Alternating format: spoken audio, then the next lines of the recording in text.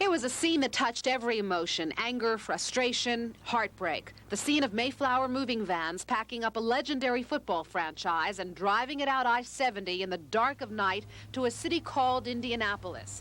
The dastardly demise of the Baltimore Colts was indeed the top story of the year in our area, a story whose final chapter has really not yet been written. It was a story born of denials at stormy Robert Ursay press conferences in January at BWI Airport. I have not any intention of moving the goddamn team. If I did, I will tell you about it, okay? It evolved almost daily for several months, with Indianapolis becoming the focus of attention as Ursay and his henchman, Michael Chernoff, met continuously with the mayor and other officials there, trying to put together a deal to move the team to the Midwest. Everyone waited for the final word to come at NFL meetings in Chicago and in Hawaii, but there was no announcement. Meanwhile, the state of Maryland worked feverishly to concoct its own deal to satisfy the Colts and keep them in Maryland. But then, suddenly, on a cold and snowy March night, the end came for the franchise that spawned Unitas, Moore, Berry, Amici, Donovan, Matty, and others. The Colts drove away. Trucks were out there, but I think that's the final humiliation of the city. Pro football was gone, but as it turned out, just for a little while, as the city pressed all of its legal buttons to get the Colts back, USFL Philadelphia Stars entered the picture. That league's champions decided to move to Maryland, first to College Park in 1985, then to Memorial Stadium in 1986. The deal came in November with owner Miles Tannenbaum. We're here today to formally announce the renaming of our franchise as the Baltimore Stars and the return to Baltimore of the winning tradition of years gone by. Sports stories seemed to dominate the news in Baltimore in '84. Another era ended the day Jim Palmer hung up his spikes for the Orioles in an emotional farewell at the stadium. I'm going to leave. Thank you very much for coming. And emotion reigned again in a happier moment when the Baltimore Blast brought the Major Indoor Soccer League crown to town with a victory over St. Louis at the Civic Center.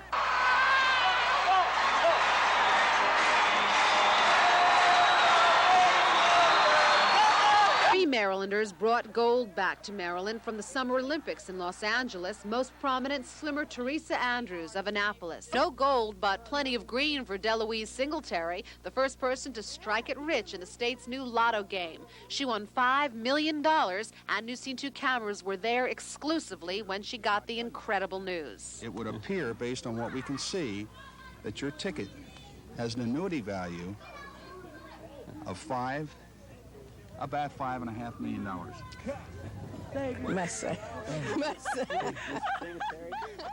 Another big winner in '84, Helen DeLuch Bentley, who in her third try did what had been politically impossible. She defeated incumbent 2nd District Congressman Clarence Long in a tight race. Oh, I don't feel any bitterness. I've always said that anybody could beat me with all the years of work I've put into my district and the things I've done. I take my hat off to them.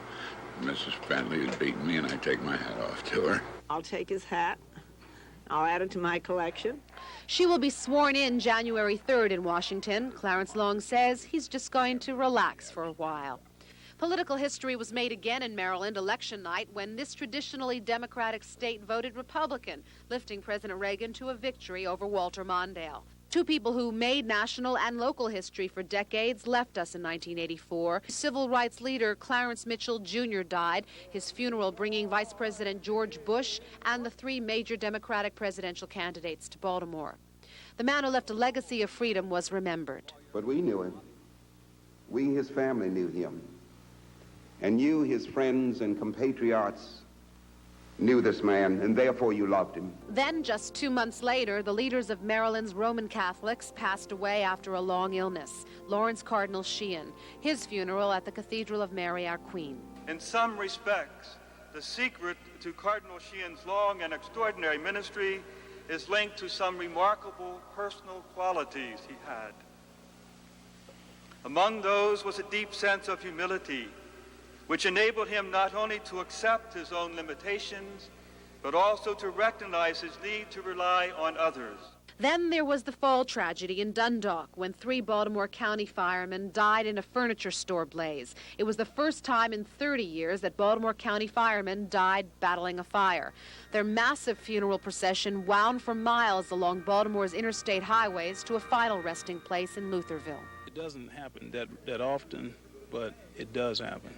And so there is a sense of brotherhood. For instance, when we go on a emergency response or something of that nature, we have to depend on each other.